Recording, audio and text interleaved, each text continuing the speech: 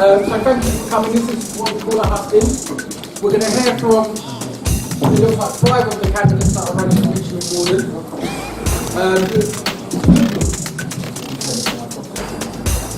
It's really important as an audience, you will get a chance.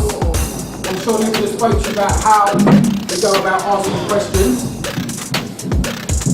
But it's really important while people are speaking that we are listening, so we can all hear what people are saying. It's really, really important. I'm not going to spend too much time talking. I'm going to hand you over to Nicola. But can we give our candidates a warm welcome to Merton College?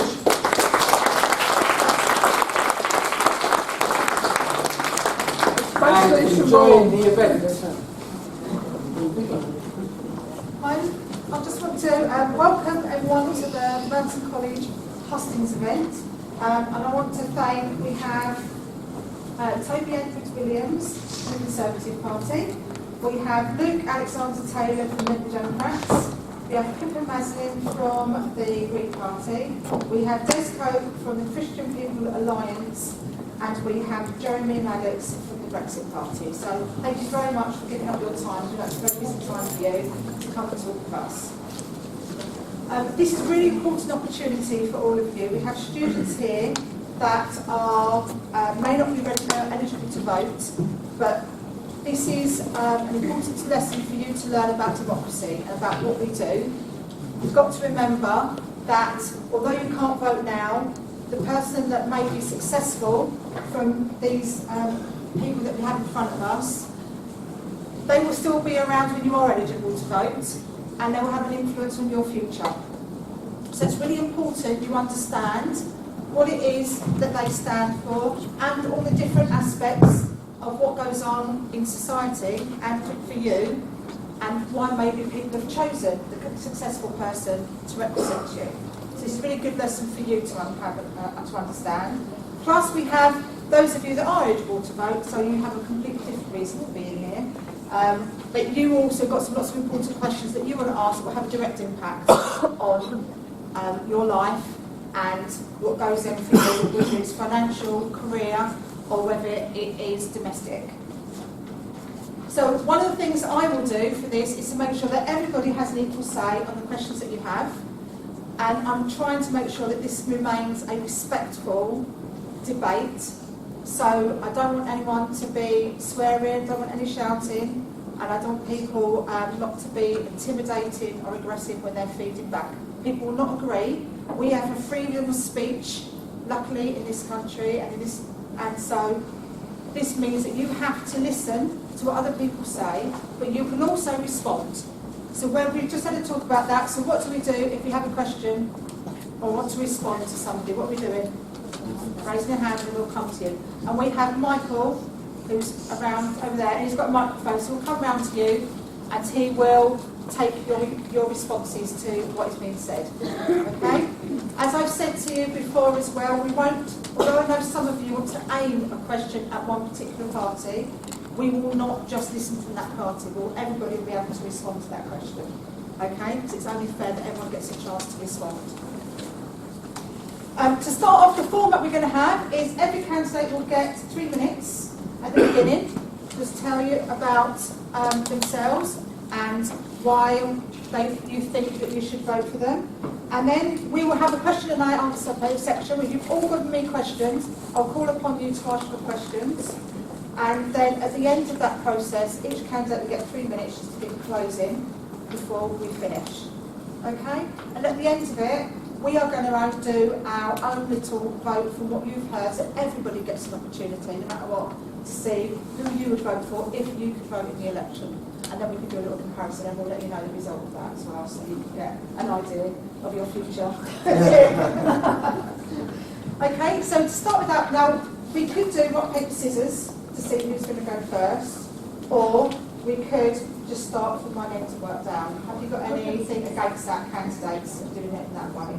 Okay, so if you start from this end and work down, is that okay? Okay, if you think, can you all hear us at the back when we're talking? Yeah? Not talk quite loudly. It's quite a good room in here to talk with, but just talk quite loudly. Right, we're going to be quite. Yeah. Michael's going to time, so we're going to be dead on 3 minutes. Dead on 3 minutes. Dead on 3 minutes, and we'll be stopping. Okay. Okay.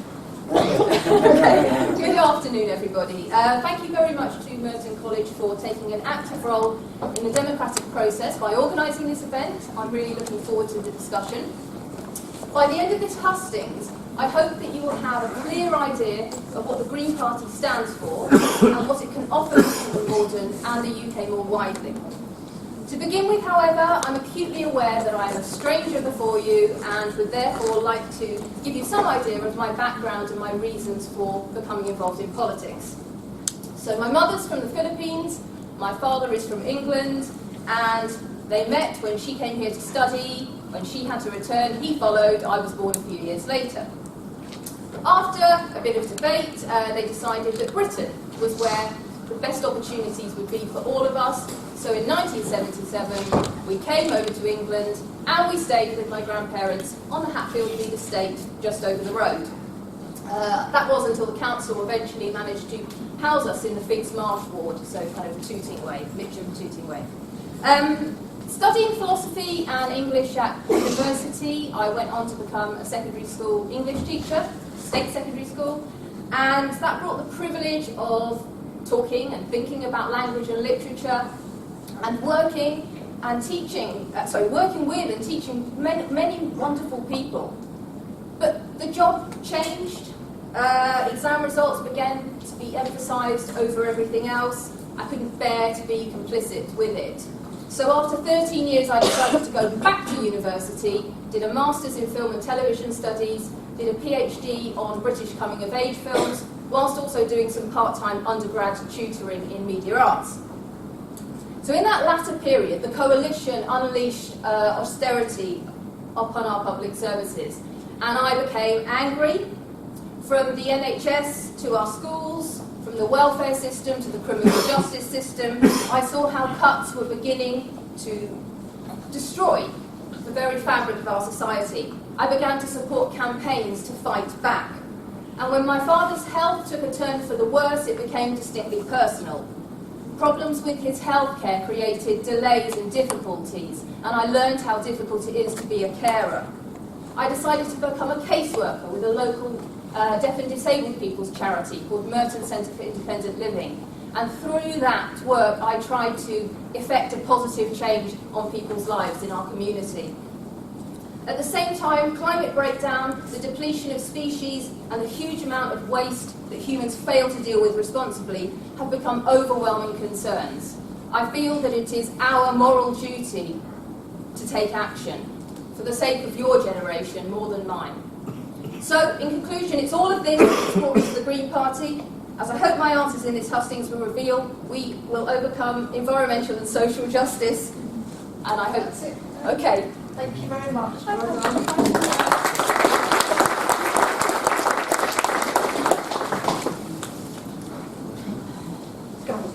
Go. Well, first of all, thank you very much, everyone, for joining us. It is reassuring that all this disenfranchisement and the fact that people don't care about politics anymore doesn't seem to be the case in here. So first of all, thank you for coming along, and thank you for the college for organising this. So I'd like to do three things. First of all, tell you a bit about myself, tell you about some policies that the Liberal Democrats are standing on in this election that I think I'm particularly proud of and I'd like to see it happen. And then at the end, I'm going to say the B word to talk a little bit about B. And that's Brexit, by the way. So, first of all, my name's Luke. I grew up out in the countryside. I moved out to London for university, where I did engineering in London. So I spent 4 years doing that. I then moved to Vauxhall, South London, working in central London at a big engineering consultancy where I manage projects. I do analysis of data and work out kind of how to deliver projects, aviation projects, transport projects, that sort of stuff. I moved to Clapham in 2015, where I stood in general election in Battersea. So I did that where I live there. I've spent a little bit of time living overseas. I've been to Toronto, I've been to Auckland, so I've moved around a bit. But now I'm back in London, now I'm back in Mitcham and Morden. So I've lived here for 4 years, almost as far in the other direction as you can possibly get before you run into Tooting. So my centre of gravity is much further that way, but it's been fantastic. Whilst we've been campaigning this election, coming around and seeing this half of the constituency, Morden and this area in general. So that's a little bit about myself. 3 policies, or a couple more policies I think the Liberal Democrats can offer you and offer people like us to help us out. So the first one, big key one, is offering free childcare for all working parents from when your child is 9 months old to 2 years old.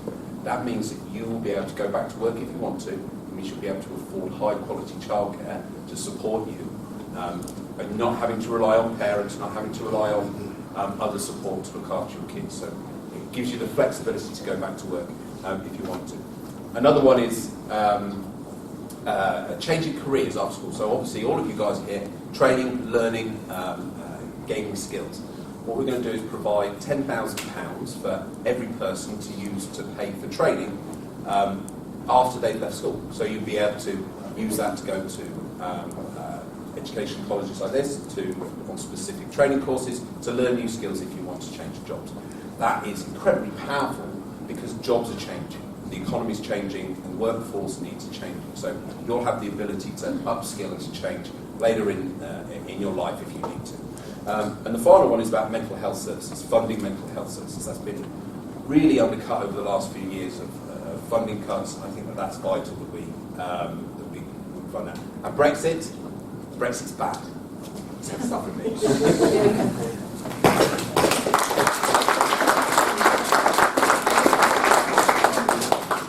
Well, ladies and gents, thank you very much indeed for coming along today. It's great to see so many of you here. Thank you so much for inviting me along. Rather than talk about big national issues at this stage, I want to start off by telling you a bit about myself and what I want to achieve if I'm elected as your Member of Parliament. So my name is Toby Williams. I'm the Conservative candidate. I live just down the road in Tooting with my fiancée Hannah. I work at the Greater London Authority over in London Bridge, and I'm primary school governor in South London, a job that I absolutely love. And I think Mitcham and Morden is a fantastic place to work and live, but I want it to be even better. And I've got 5 priorities in order to deliver for local people. First of all, we need to get to grips with crime in Merton. It is simply not acceptable. The crime has gone up by 43%, knife crime, I would say, up by 43% in the last 3 or 4 years. We need to get more cops on our streets, and I will be fighting for Mitcham and Morden to get its fair share of any additional police officers. I want more funding for our education and schools. I will be campaigning for an increase in per pupil funding for every single primary and secondary school in the constituency, and I will also be securing millions of investment for St Helier Hospital, because that hospital is so important. On transport, our borough, our constituency simply isn't as well connected as other parts of London. I'd want to change that. I would protect our bus services, our tram services, our train services, and I would campaign relentlessly for the upgrade to the Northern Line that we were promised years ago but was never delivered. Fourthly, our borough, frankly, is a mess. Labour-run Merton Council simply has failed to keep our streets clean. I want to help the Labour-run Merton Council to turn that around, because that is what comes up time and time again on the doorstep, I promise you. And finally, before we can do anything, we need to resolve the big political issue, and that is Brexit, and it's only a majority Conservative government that can do that. So thank you for coming along, thank you for listening, and I really look forward to the discussion going forward.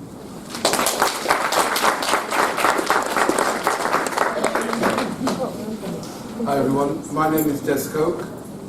Thank you for inviting me here today. I'm here because I want to stand as a representative for Mitcham and Morden, and I'd love to be elected to stand in that way.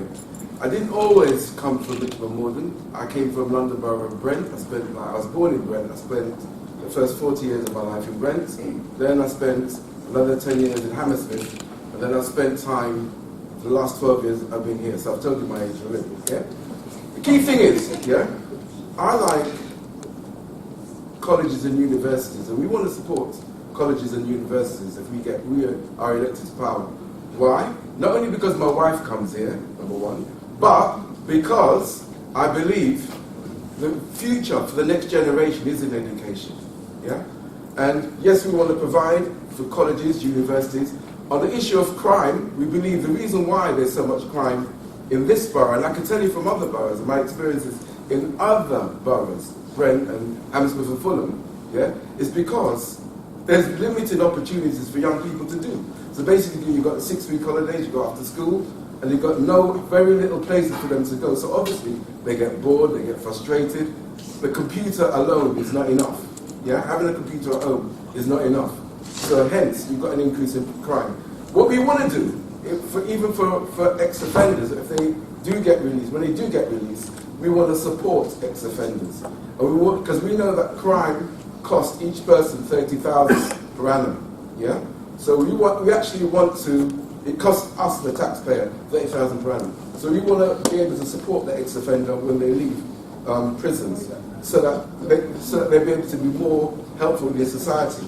We stand really for marriage, one of our main policies, and marriage, if you were to get married as God intends, which means a Christian marriage, we will give £12,000 to that marriage, as long as you attend 5 counselling sessions for marriage. When you get your first child, we will give £6,000 for marriage. Yes, that's 18,000 when you get that, yeah? Because as long as you attend 5 counselling sessions. We believe in the building of our society. We believe also in that carbon, what's happening with the greenery. We call it greening in the manifesto, which is very much the climate change. We believe it's important to focus on the next generation again, so that we want to put things in place. We were saying no to plastic bags. We want compostable plastic bags, the ones that are selling. We want to be able to have bags that disintegrate. Basically, is what I'm saying. Is that another? Yeah. Really sorry. It's 5 policies. Sorry about that. Here I am. I want to do the best for this community because I live here for the last 1 year. Thank you. Good morning, everybody. My name is Jeremy Maddox from the Brexit Party. And the first thing I'd like to say is it's really great to see an almost packed audience of young people wanting to get involved in politics.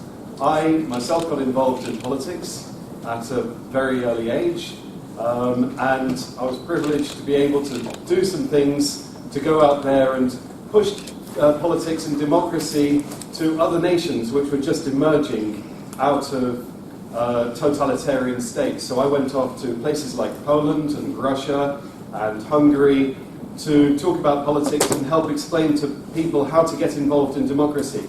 It's a real privilege, actually, being able to have democracy. A large part of the world doesn't have that, so it's great that you guys are involved right now. I then went on to work in Africa, also promoting democracy and setting up an African Young Democrat Union.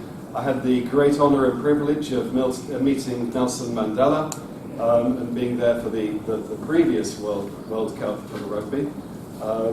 And recently I've got involved again in Africa in trying to save the rhino. I don't know if many people are aware, but in every 8 hours, on average, a rhino is shot and killed by poachers, which is an appalling statistic, and within a few years it could be made extinct by poaching. So that's something that's very close to my heart. So that's a bit about me. I live in southwest London, and I represent the Brexit Party, and it does what it says on the tin. We want Brexit to happen as soon as possible. We've had 3.5 years of trying to get Brexit done, and the politicians, unfortunately most of them, never actually believed in it, and they've done everything they possibly could to stop it happening. So this has created all of the difficulties that we're experiencing today, because without politicians and without leadership in the country, nothing is going to get happen. So why is it that we believe in Brexit? Well, the main argument for Brexit is that we take back control over our own regulations and laws. This allows us to do what we want to do, rather than being told by a virtually unelected European Union of officials. How many people here know who their member of the European Parliament is? 1, 2, well, 3? 3 people. Anybody else? I would hope that all the people on this table know who their European Parliament member is, but you see, that's the difference. Whereas I'm sure most of you know who your member of Parliament is.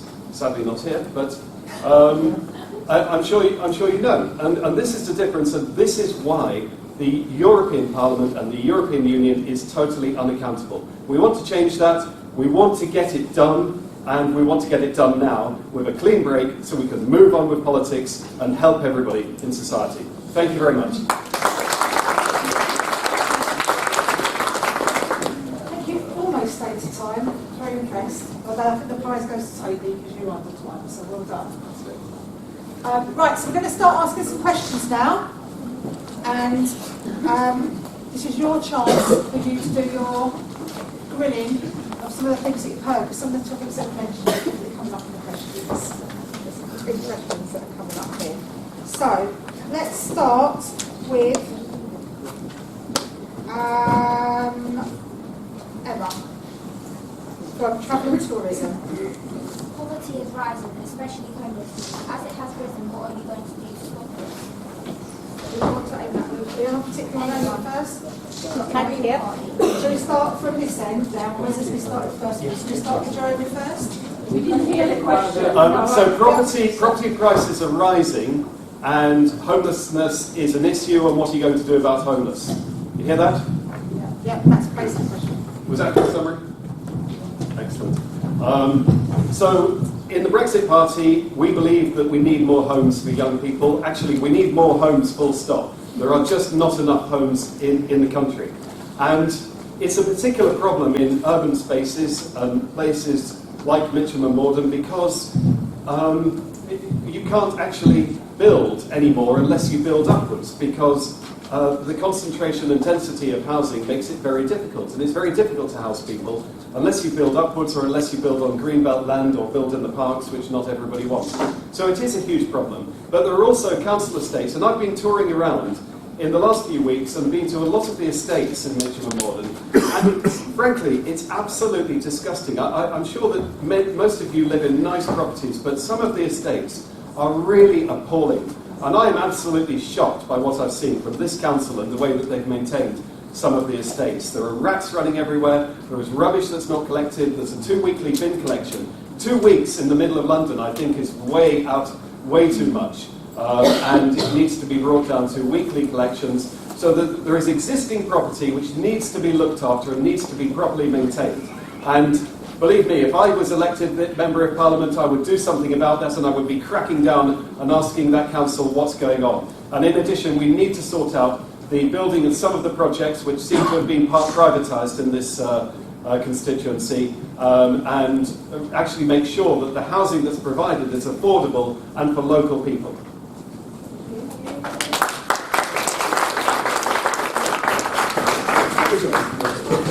For the homeless, we are basically saying that nobody should go hungry. First and foremost, what we will be doing is we will be giving to the homeless free night shelter. It's in our manifesto, if you look it up here. Free night shelter, where there'll be free food as well. That's our intention, for the homeless. Also, what we'll be doing is we will be looking at places where we can build affordable housing for the homeless person. Because we don't believe anybody in London in this day and age should be really homeless. So that's our intention. Thank you.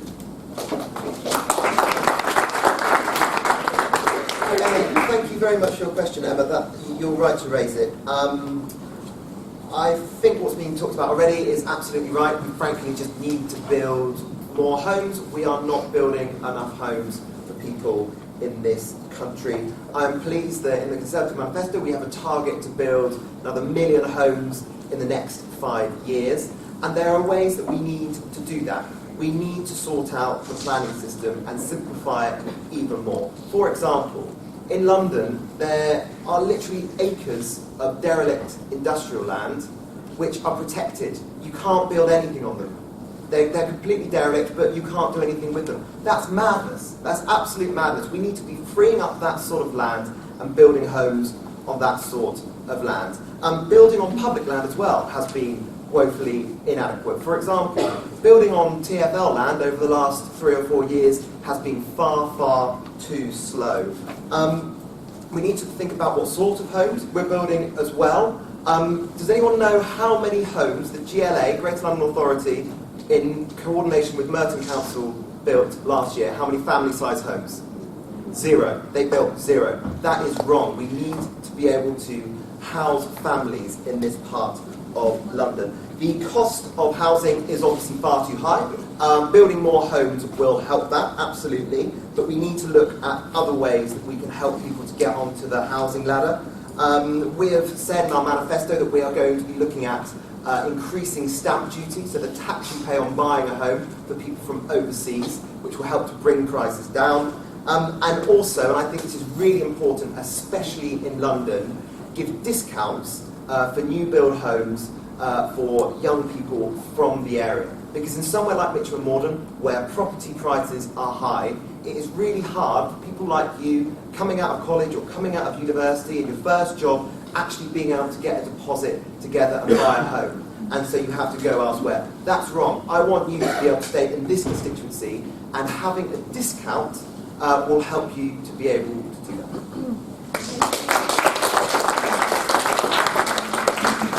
Again, thanks for the question. So I think you referenced poverty as well, and homelessness. People end up homeless for a number of reasons. It may well be access to mental health services, that they don't have the support to live independently, to have access to the support that the state can give and that the health service can give. If you have problems with addiction, or if you have problems that mean you can't live in rental homes, or you had to move out from your family. So investing in mental health services is incredibly important to make sure that people who end up on the street with those circumstances have the support they need. Absolutely.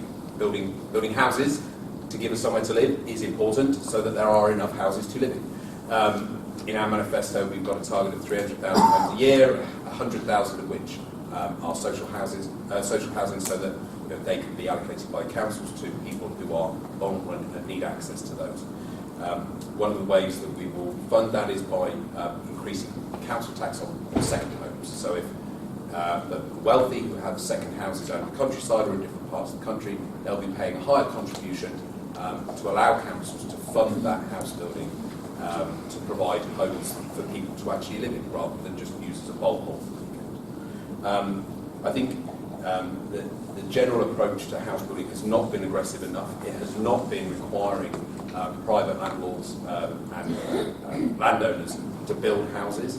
And I think the government has to do a better job of doing that, and working with local councils.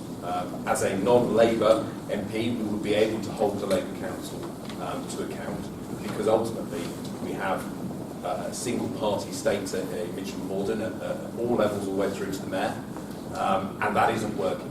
They're not being held to account at any point. So I think for all of us would argue that somebody other than the Labour MP here would be beneficial to people in Mitcham and Morden.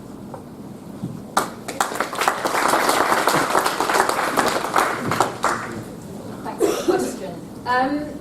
Homelessness is something that I have noticed a massive increase in recent years. That's partly why I said in my introduction that I became angry about austerity. Now, others have quite rightly talked about the need to build more housing, and in particular social housing. Successive governments have depleted our social housing stock.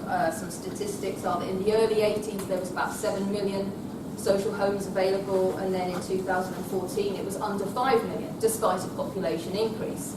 Now, at the same time, private rent was going up, so it's a complicated picture. However, I don't think that it's just about building more homes. I think that we really need to address why people are being pushed into homelessness in the first place. And Luke's quite right, mental health issues and a lack of available, immediate treatment is a part of that.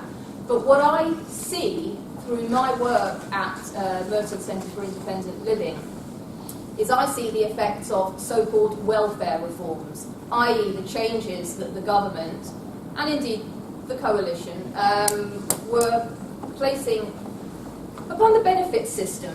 And really, the reforms are deeply unfair in many, many ways. The introduction of universal credit, for example, which combines 6 benefits into one, has been a very messy rollout. It still isn't entirely rolled out.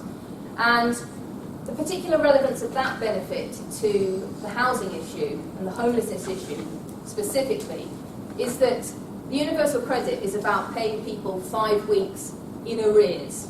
Okay, so you don't get the money up front, you have 5 weeks before you get your first payment. And then it goes on. And the idea behind this is to mimic work, because when we go to work, the first day we turn up, we don't get a wage, we have to wait for probably a month. However, that 5 weeks, a lot can happen, and a lot of money is needed to live for 5 weeks. And if you don't have anything, you lose potentially the roof over your head, or you have to make really difficult choices as to whether you will have your heating on, whether you will eat, etc., etc. I don't need to, take you through all of the ramifications. But essentially, it's that, for me and the Green Party, it's the welfare reforms that are responsible for pushing more and more people into homelessness. I could say more, but I think I'm going to stop.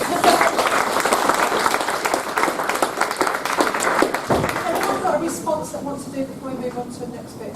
Emma, as your question, do you have any responses that you have to any of the candidates? I just think that the mental health is the main issue where there's a lot of homeless.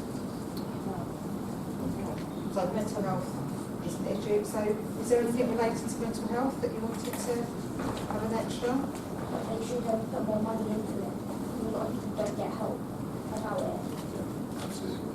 I think the waiting times for mental health, because that's not been included in the waiting time targets up till now, that is a really dangerous oversight, and everybody has a right to be treated for all the things, whether it's physical or whether it's mental, and I think that's one of our, I think that a lot of us would agree that those bringing those targets in to ensure that is focused on is incredibly important. Yeah. Can I just ask it?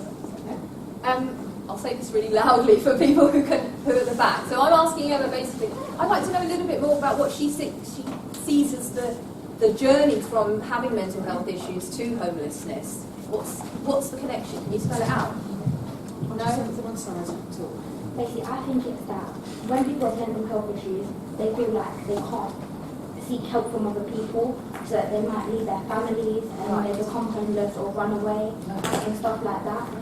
Because I've seen it happen before. That's why it's a big issue. Yeah, absolutely. Yeah, thank you. So it's isolation from your loved ones because they don't necessarily understand. It's hard to be with them, but you want your independence. You can't maintain that existence, and then they don't have the money. So right, yeah. Thank you. Well done, That's Emma. great.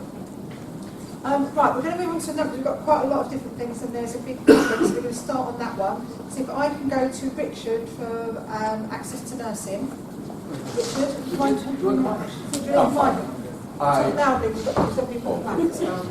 I want to know what the government is doing to support more people to become qualified nurses, and how will your government also solve the constant shortage of staff within the NHS? Have you got a particular person you want to start with, or should I just pick someone? There we go. So I think this is the first point which we can say the B word. So Brexit is affecting our ability to retain staff in the NHS. Hundreds of EU residents are going home. They're leaving the country because of the atmosphere, because of their ability to pay the nurse tax that the Conservative manifesto will bring in. I think it's £625 a year for a nurse to register to work here. I think that government support and nursing bursaries have been cut. Obviously that's affecting people's abilities to study to become to enter nursing. One of the things in the Liberal Democrat manifesto is to bring back nursing bursaries for specific areas. I think it's areas of nursing that have acute shortages. I couldn't give you any more detail on how they define that or how that's decided, but I think it's one thing, absolutely giving people support to go into jobs that we need that staff, we need connections with local communities, is absolutely vital, and I do support that. But in general, the problem with the NHS is funding.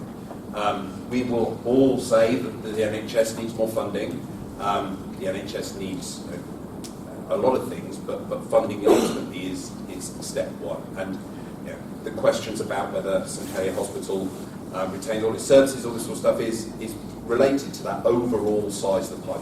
The pie needs to be bigger and the funding needs to be bigger. And I think that the Liberal Democrat Manifesto commits a similar amount to the Conservative and Labour manifestos, but it also focuses, I think, as we mentioned previously, on provisions for mental health, which ultimately affects so much of our society, both through making other needs more complex, but also homelessness and addiction and crime as well. So I think all that together is how we respond to the NHS funding and staffing, as you mentioned, but also then the specific support for the nursing bursaries that I think is really the nub of the question.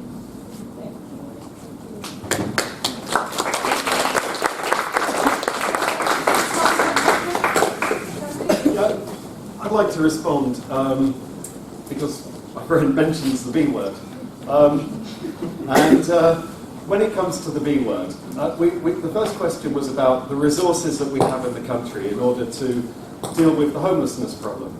And at the moment, we have an open borders system for the European Union. So anybody can come here from other members of the European Union, irrespective of skills or ability or anything, and after a short time they can claim housing and benefits and other things in the country. Now, I have no wish whatsoever to blame people for doing that or say that they are wrong. But we are a country which has limited resources. And there's a certain unfairness, I think you would agree, where we are entitling some people from Western European countries to come here with no qualifications or anything at all, and yet the nurses and doctors that we might meet from Commonwealth countries, from places where they would want to come to this country, in Africa, the United States, Australia, or China, or wherever, to staff our NHS, they can't come because we don't have the resources, because those resources are already used up. Now, we believe in the Brexit Party in impartiality, so that we're treating everybody equally across the entire world, so that when we need nurses and doctors, maybe computer scientists or physicists or other people who come from everywhere, not just the European Union, then we can bring them in. But particularly, in answer to your question, if we need nurses, we can bring them in. But the second part of the answer, and this is something really important that the Brexit Party believes in, and that is that we don't train enough people locally. Actually, we don't. I've got friends of my kids who are just at university now. Some of them would love to be doctors. They could be doctors. In any other country, they have all the qualifications to be doctors. Others of them would like to be nurses. They could be nurses and they have the qualifications. But the places are not available. And that's what we need to change. We need to make sure there are more places to train local doctors, local nurses, and that way we can staff the NHS. Thank you very much.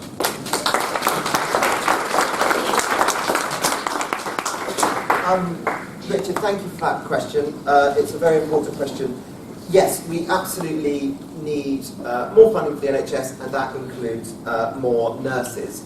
What we plan to do, if we're able to form a majority in a few days' time, is to put an extra 34 billion quid into the NHS, and that will go towards ensuring that we have 50,000 more nurses in the NHS. Now, some of those will be new nurses, and those nurses will be able to come in as a result of changes to training and bringing back the nursing bursary, which frankly should never have gone anywhere in the first place. That was a bad decision.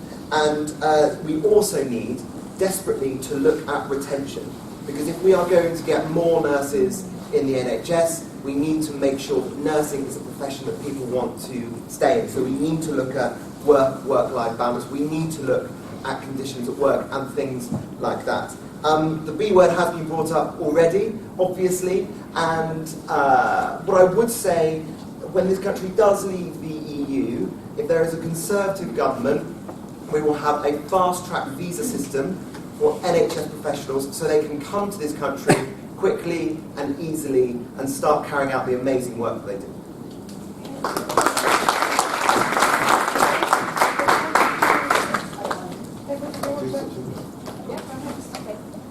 I have to say, before I talk about any green ideas for nursing, I'm amazed that you should say that you need to fund the NHS more and getting rid of the bursary was a bad idea. Of course, I'm delighted to hear that you want to bring the bursary back and want to fund the NHS further, but it kind of seems like the current government want to give with one hand and take away with the other, not just with nursing. So, with the bursary, the Green Party would unequivocally bring it back. In England alone, we've got 40,000 missing nurses, as it were. We would dedicate $1 billion a year to bringing back that nursing bursary. We also would, we've been talking about recruitment and retention. With recruitment, I think that there needs to be more in schools, so before people get to college level, actually encouraging people into the profession. When I was teaching, as I said earlier, in state schools, I was amazed that we didn't have more people coming in from the professions like nursing, fire services, policing, etc., to talk and to try to inspire people, actually. So I would like to see some really, some recruitment drives happening within schools. In terms of retention, then, of the people who become the nurses eventually, and let's remember it's going to take time now to train up people. We're not going to magically be getting the 50,000 nurses that the current government is talking about promising. However, if the NHS can be funded properly, and we can stop with this idea of ridiculous efficiency savings, which actually just cuts under another name, then we could, I believe, afford to pay nurses a bit more so that they could have a slightly more comfortable lifestyle. It's an incredible profession, nursing. The selflessness that it takes, the trauma that you are dealing with all of the time takes amazing resilience. And so, yes, if you had more Greens elected, we would definitely be effecting changes on the system which would value our nurses an awful lot more. And hopefully off the back of that, you'll get more and people going into what I believe to be a wonderful profession.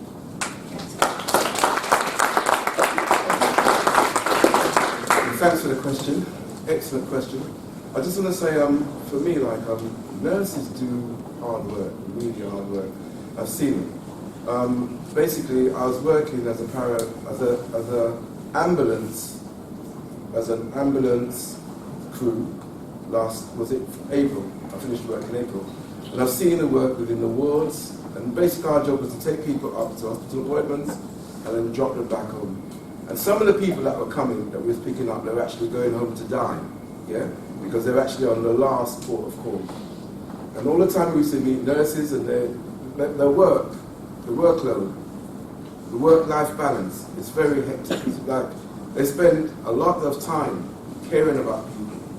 And we want to give more to nurses, for the hard work that they do. How we would want to recruit more nurses. And I think where the main problem is that I think more can be done within primary schools and secondary schools in terms of getting young people ready for their career progression, so that when they leave primary and secondary, they have more of an understanding of what they could be. And I think a lot more could be done at that level, so that people can they have more of an understanding of where they'd want to go in life. So for me, I think, rather than the teaching of things like gender identity, that could be done more, because there's more in terms of where they could be in terms of earning potential, in terms of caring for society. So I'm saying, as a Christian People's Alliance, we want to give more to the NHS. We want to encourage nurses and reward them for the work they're doing. Thank you.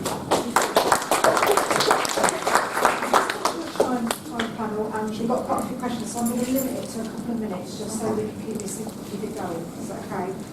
But following on from those questions, I'm going to ask Effa. Effa? Yeah. Can you ask a question? It's a follow-up, more or less like a follow-up question.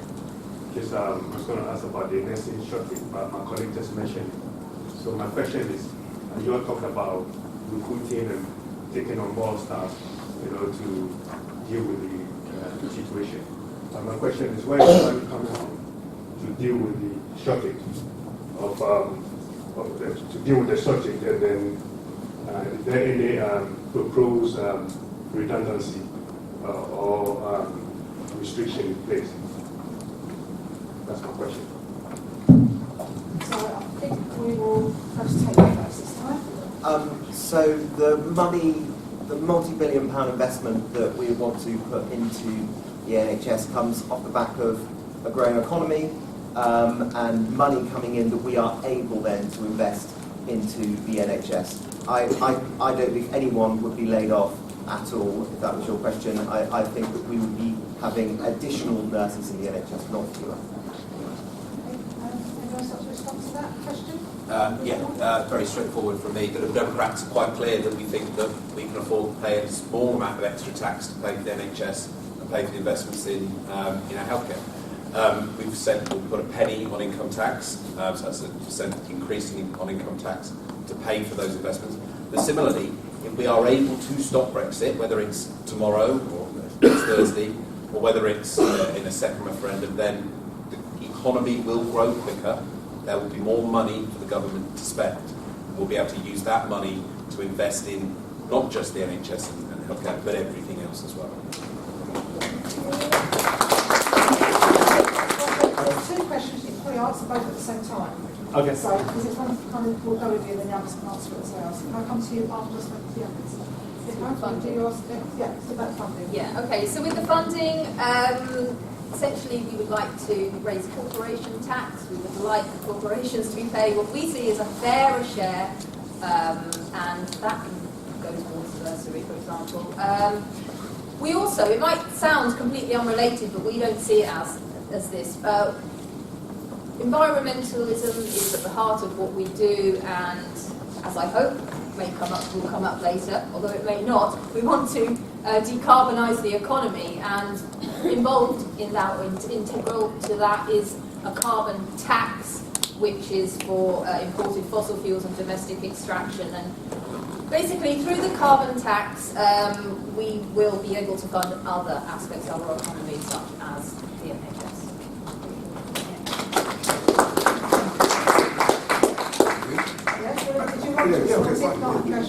All I'm saying is, basically, what we're looking at is tax should be fair. Tax is not fair at the moment. At the moment, you've got people like Google, Amazon, who's paying absolutely nothing because what they do, they pay tax abroad. Yeah. So you've got the person that's working. Basically, people are working. We all pay tax. We'll always pay tax. But you've got other people that are paying nothing. And I'm saying our money will come from those people who are taking their money abroad, Google, Amazon, and the likes of that, and we'll get the money from there to put more money into the NHS, and I'm sure we'll get millions from those companies. Thank you. Thank you. I've got a question to go start with you straight afterwards. So if you do want to respond first, and then the next question will come straight to you afterwards. Okay. So do you want to respond to this? Okay. Right. Yes, well, I thought I'd just respond. I mean, I'm sure you know, myself and my Liberal Democrat colleague are on opposite ends of the spectrum, yeah? Yes. So they believe that there's some kind of a Brexit dividend if we actually don't do Brexit. And this is based on the fact that the economy will not decline as much as they think it will do, according to certain predictions. The people who've made these predictions have based it on us doing Brexit and then doing absolutely nothing else. Nothing. So we do Brexit and we don't do any changes in our regulations. We do no trade deals. We have no dividend from and benefit from doing Brexit at all because we just stay still. And that is where the Brexit dividend comes from as they see it. Now, can I ask, does anybody know how much we spend every month at the moment on staying in the European Union? It is exactly right, lady in the front. So it's about £1 billion a month, and we've been in the EU since we voted to leave for 3.5 years. So roughly, any mathematicians, how much is that?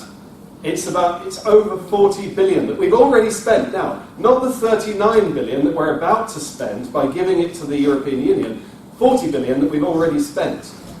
So add that to the 39 billion, add that to the 7 billion that we're leaving in the European Investment Bank, and add that to the 400 billion that is contingent liabilities. That's an awful lot of money. The dividend here is when we get Brexit done. That's the dividend. The dividend is the money that we don't give the European Union, that we keep, and 39 billion, believe me, it's an awful lot of money to build hospitals and to invest in our NHS and services. Thank you.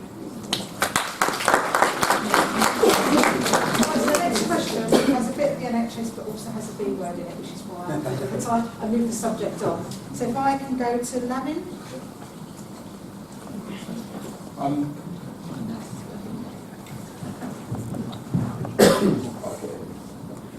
There's been talk of a trade deal with the US after Brexit, so how will this affect the NHS? Say that again?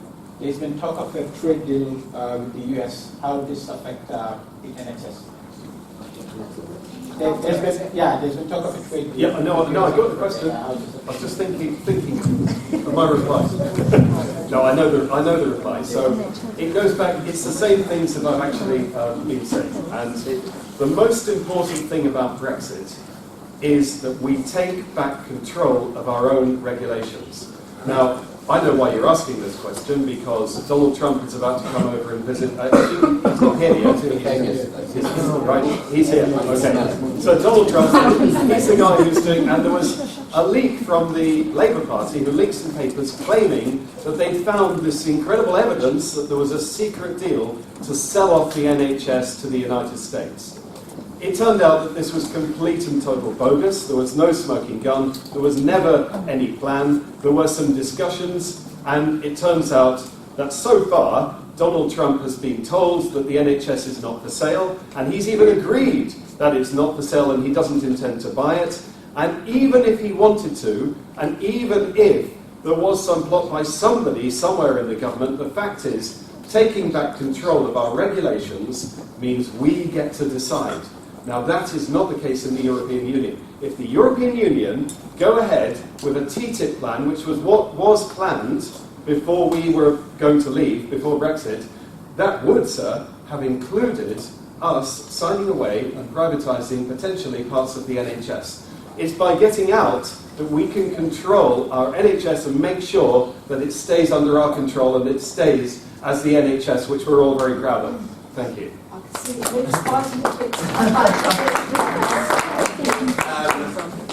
So, on a couple of specific points, TTIP actually specifically excluded the NHS because, as part of the EU, we were able to say, no, we want that opt-out, and we gained that. We haven't done TTIP, so it hasn't excluded. When it was being negotiated, that was specifically excluded. Trade deals work by giving somebody something they want and you getting something in reply. Now, after Brexit, we're going to have to go and do all these brand new trade deals around the world and give countries things that they want to get things that we want. Now, when we're in the common market in the EU, we're all clubbing together and we're all kind of cooperating because they're close by. We've got benefits of manufacturing, of common standards on items and objects. That's why that was a good idea.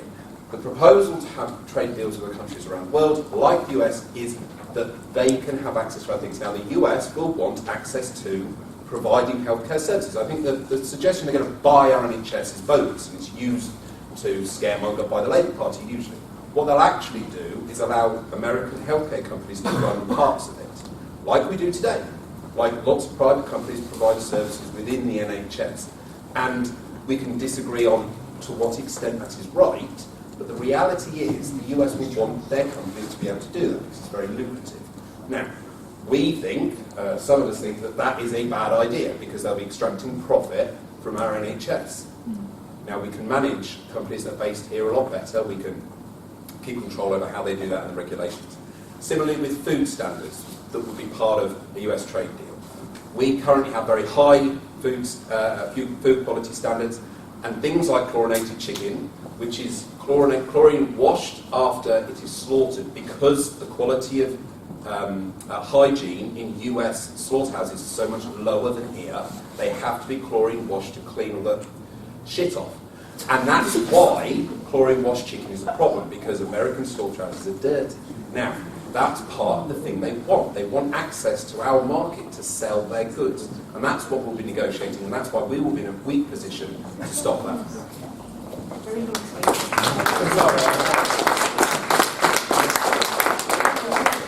Okay, thank you. Good question.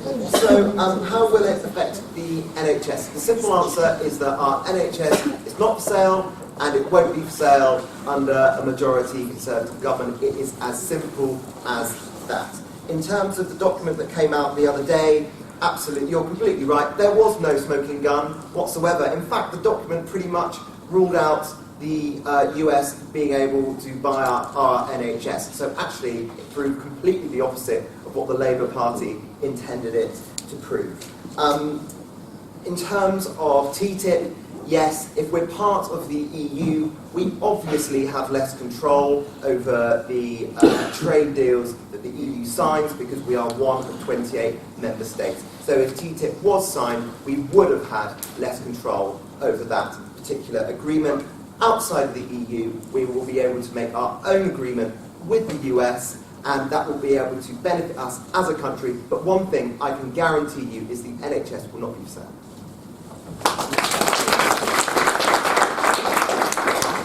Okay, so I don't need to say too much about a trade deal with the US and the NHS, because it's not going to happen under the Green Party. What I'd actually like to focus on, rather than repeating the points that have been made, but just in different ways, is point out the fact that we have a government, we have a representative here who says that the NHS is not for sale. But the Health and Social Care Act of 2012 opened up our NHS to private companies on an unprecedented scale. So 10% of the NHS England budget now is spent on care provided by non-NHS bodies. And if you look at the number of contracts that have been going to private companies over the years, we've had a jump from 2.8% in 2006 to 2007 to 7.7% in 2016 to 2017. So basically, the two guys sat next to me, their parties, under the coalition in 2012, introduced strictly speaking, they didn't introduce privatisation in the NHS. It was really New Labour before, and if we want to be strictly speaking, John Major before that. There was something called private finance initiatives, which is basically building hospitals under private ownership and leasing them back at extortionate rates. So like payday loans for hospital building is the way to think of it. But the Green Party, if anybody here is really anxious about whether we might start having American companies, or more American companies, I should say, running our NHS services, we are the only party who want to take things back into public ownership again, wholly publicly funded and run and accountable. Because whilst we still have this burgeoning privatisation, and it's through the back door, the NHS still lies open. It's still vulnerable to not just the US, but other countries who might be unsuitable. The final thing I'll say on it is that if you look at the US healthcare system, it's a dreadful system. It's an insurance-based system. It's not like ours. It doesn't have the principles of universal healthcare for all, free at the point of use. There's no equity there. There are millions of people who don't have access to healthcare, who are having to choose between selling their house or having a life-saving operation, for example. I would just recommend, and then I will be quiet, a Michael Moore's documentary, Sicko, I think it's 2008, it's quite a while ago, but it's still really relevant. So if you want to know about the US healthcare system and how we don't want to go down that route, have a look at that one.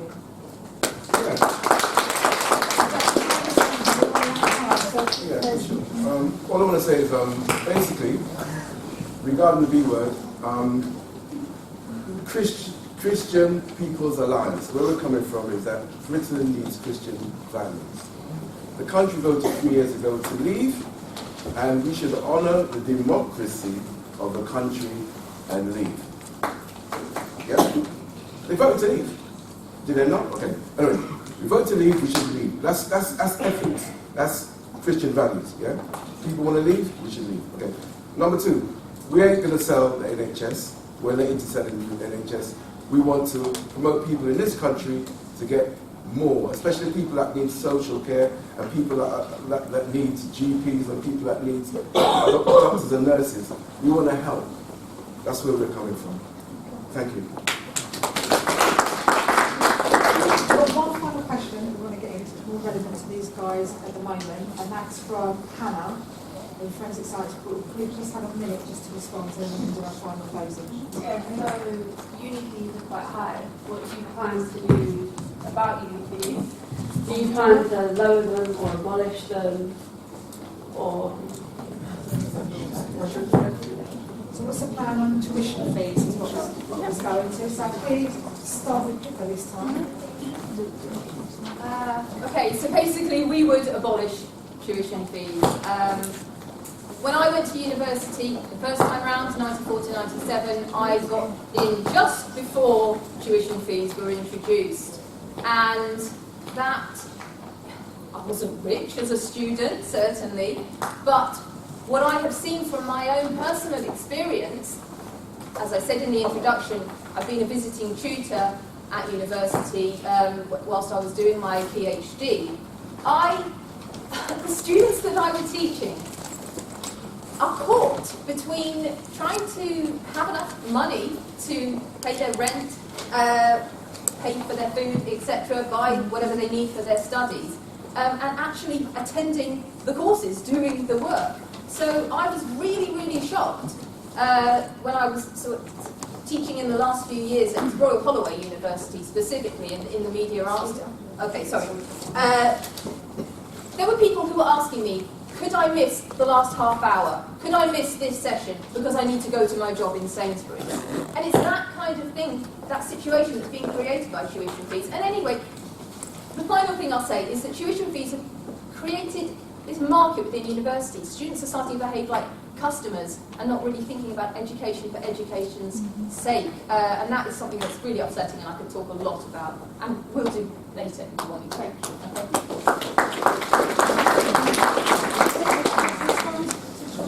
Yes, so the reality of tuition fees is, I'm sure that all of you are very interested to hear what the Liberal Democrats are going to say about tuition fees. So, obviously, in 2010, we promised we'd abolish tuition fees, and then we voted with the Conservatives to increase them.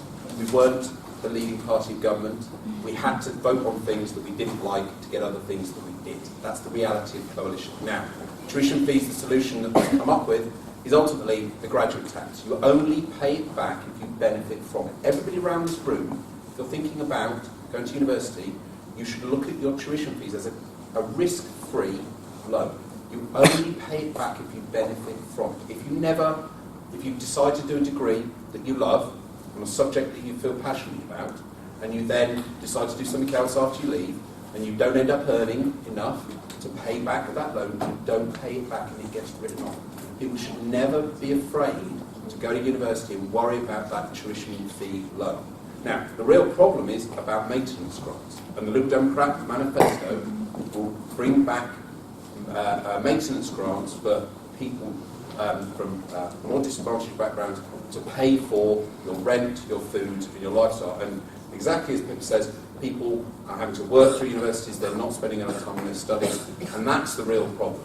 The tuition fee issue has really been weaponised by the Labour Party, despite introducing them in the first place, to actually put people off from university when really it should be seen as an absolutely risk-free approach to your education. Thank you. Thank you. Yes, I am fully aware of the fact that tuition fees are fairly high on account of the fact that I'm still paying mine off every month. What I would say, though, is behind the questions about tuition fees is a fundamental principle. The person who benefits most from the fact that I went to university and was fortunate enough to do that is myself. and I benefit because I've got a decent job and earn a decent wage. Now, if I wasn't paying for my own tuition fees, who would be? Well, if it was through general taxation, it would be working people on lower wages who never even had the chance to go to university. For me, that is fundamentally unfair. So I get where you're coming from. I know it's tough to swallow, trust me, because I'm still paying it off. But I think, in terms of fairness, tuition fees need to stay.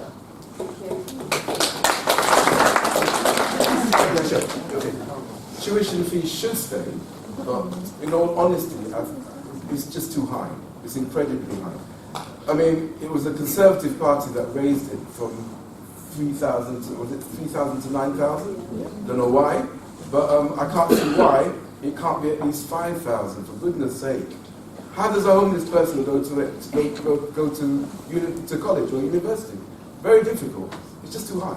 Thank you. Thank you. Yeah, what a great question. Because we had, the last time the Liberal Democrats actually got into government, they spent the whole time campaigning to get rid of tuition fees. Got into government, what did they do? They immediately reversed that policy. The Labour Party, they campaigned at the last election to actually get rid of tuition fees, and then it turned out that it wasn't quite get rid of them, it was sort of get rid of them for people coming in the future, and that they would still exist for all the existing students like you. So those two parties you really can't trust.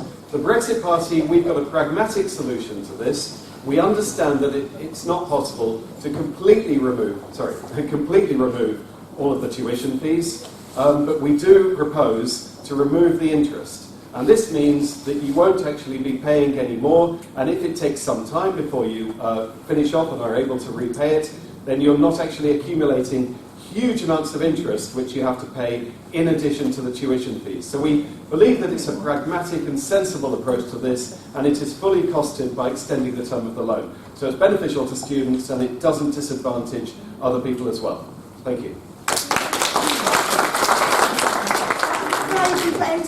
There's a lot of questions asked. Some of it we covered in the answers that you gave, but we had a very good diverse amount of questions, and well done to all of you for the questions that you asked. So can I say, for those of you that had questions, could the panel be averse to them tweeting them to you or emailing? Yes. Yeah, would that be okay? So tweet them. Would it be a tweet or email? Tweets are good because we can then kind of add our thoughts, but we can email as well. I'm happy to answer specifically. It depends on whether people want it to be public or private interaction. I think So email. We've got the students here, so we can ask them and then we can Okay. No worries. Right, so what we do now is we have our 3-minute closing that we can do, and we'll start with Jamie this time. We'll start doing this end, so we'll start this end and come down. Okay? So, once again, thank you very much everybody for coming. Fundamentally, 3.5 years ago, this country voted by 52% to 48%, 17.4 million votes, that we wanted to leave the European Union. This was democracy. All of the parties and all of the politicians at that point said, we're going to abide by this result, and whatever the result, we're going to implement it.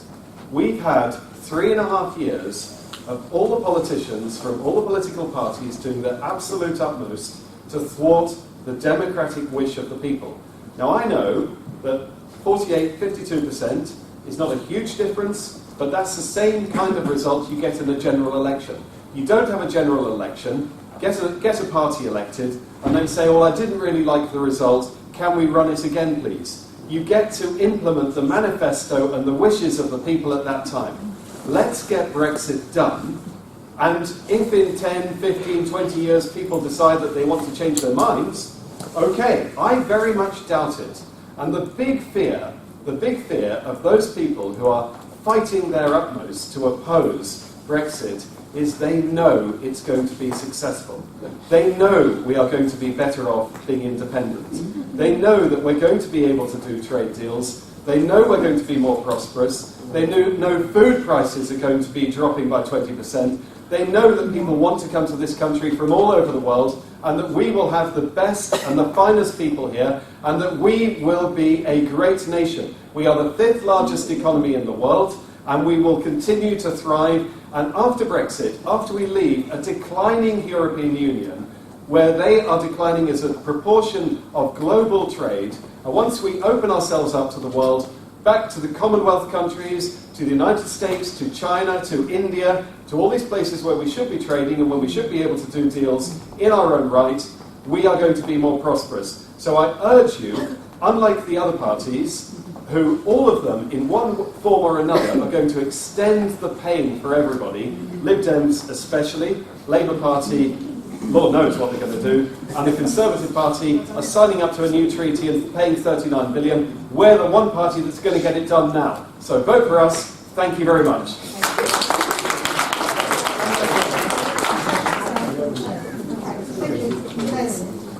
Brexit. We have to leave. We voted to leave. And I believe we will leave. Listen, regarding Brexit, what I'm saying is that we don't have to just rely on Europe telling us what to do. Yeah? What we have is we've got countries like Africa, like India and Pakistan, where we can do trade deals. We've got the Commonwealth we can do trade deals with. We've got places like Brazil, like China, where we can do trade deals with. So there's many places where we can do trade deals with. We can't do it at the moment now because we're stuck. Yeah? Because why we can't do it is because Europe is still telling us what to do.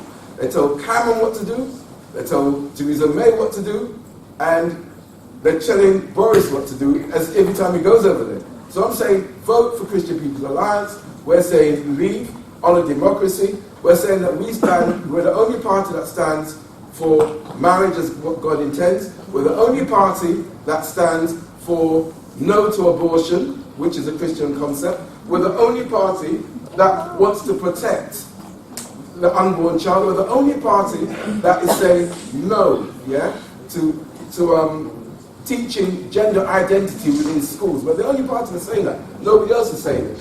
And yes, we want to fight crime because we see the importance of dealing with crime now for the next generation, for supporting young people so that they can move forward in life. We agree with putting more in education, we're supporting young people for moving them forward. So say yes to Christian People's Alliance because no matter what, we're here to stay. Thank you.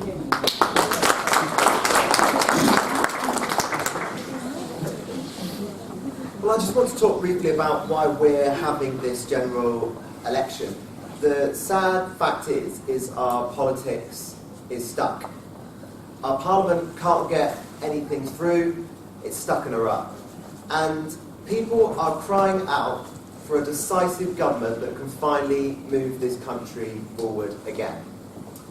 And as part of moving our country forward, we need to deal with Brexit. Of course we do.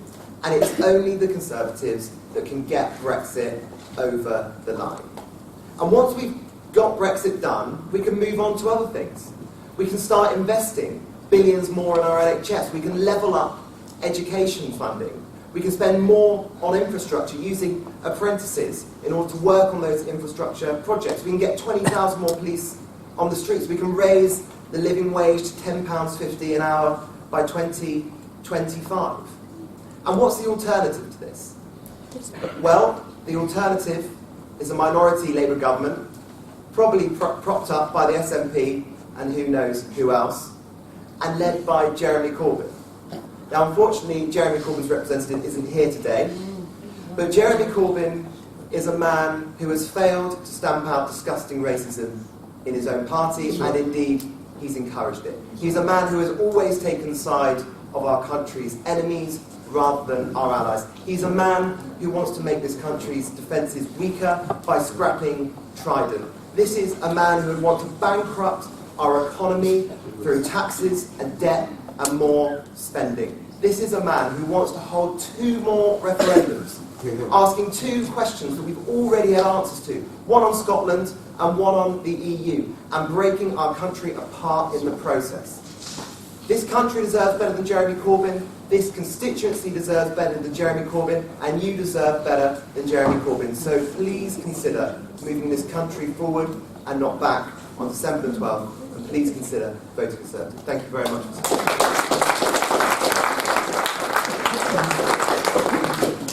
I think I could be able to can measure the success of my speech by how much agreement I get from down the end there.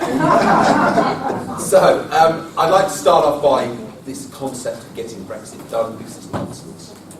Brexit, if the Conservatives are able to govern with a majority, is about getting Brexit started. We're going to be spending 10 years arguing over trade deals, having various Conservative ministers coming and telling us whether it's Brexity enough, what flavour of Brexit they want, whether we need to crash, whether we need to... That's going to be the reality. The only way to get Brexit done is to get it stopped. And then we can go on and talk about something else. Brexit is a disaster, a historic disaster that we still have time to stop. We can get on to fixing the climate emergency, which is absolutely the most vital thing that is facing us today as a species. We are in the, as various people tell us on the news almost every week, we are at the tipping point. And we need to rapidly decarbonise our economy.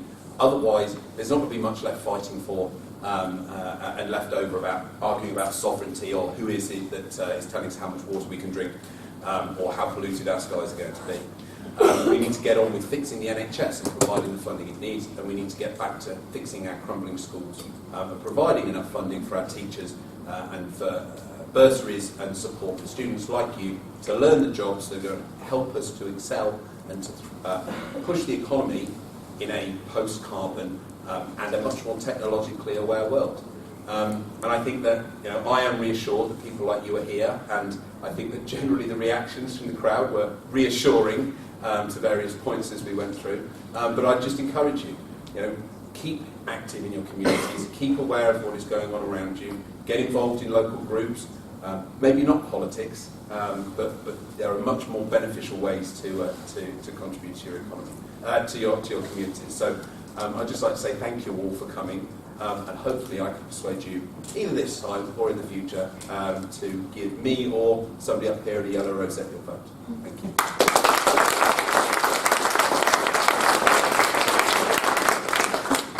Okay, well, it's been brilliant to engage with all of you today. Thank you for the opportunity. I hope that I've managed to answer your questions, that I've contributed to your understanding of the Green Party's stance on a variety of issues, and help you to decide what your political priorities are and how you might vote in the future. I thought that a rundown of some of our main ideas would be a fitting conclusion, so here goes. To begin with, we are the real deal when it comes to environmentalism. It is the heart of what we do.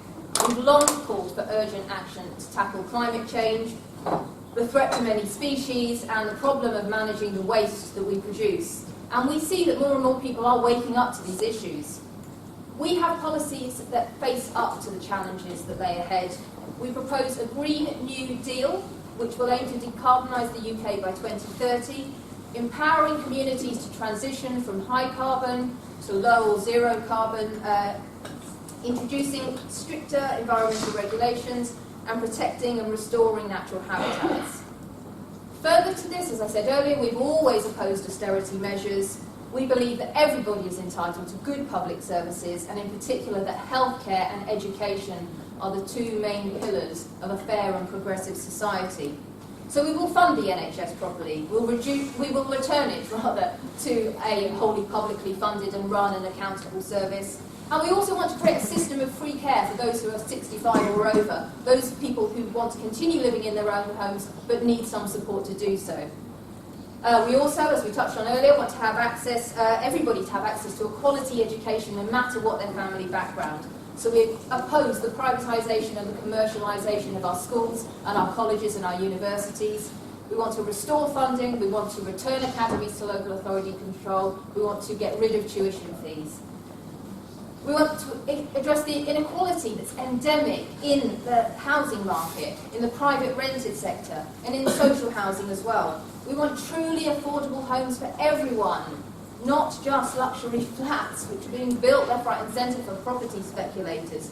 We want rent controls, we want security of tenure. We don't want regenerations of estates without full consultation of residents and balloting.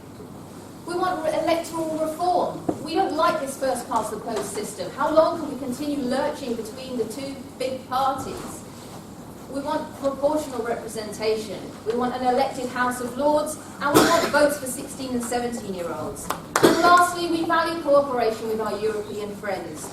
We're a Remain party calling for a people's vote, a second referendum. The first one was only advisory. This one can be binding. We'll fight to remain, but to retain environmental protections of workers' rights and employees' rights, and freedom of movement and peace in Northern Ireland. And that's it.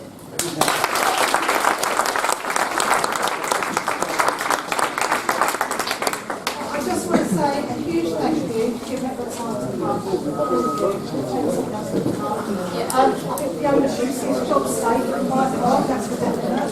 I just want to thank all of you as well. You've given up your lunch break to come do this. You've asked great questions and you've shown great respect to everybody on the panel. So can you all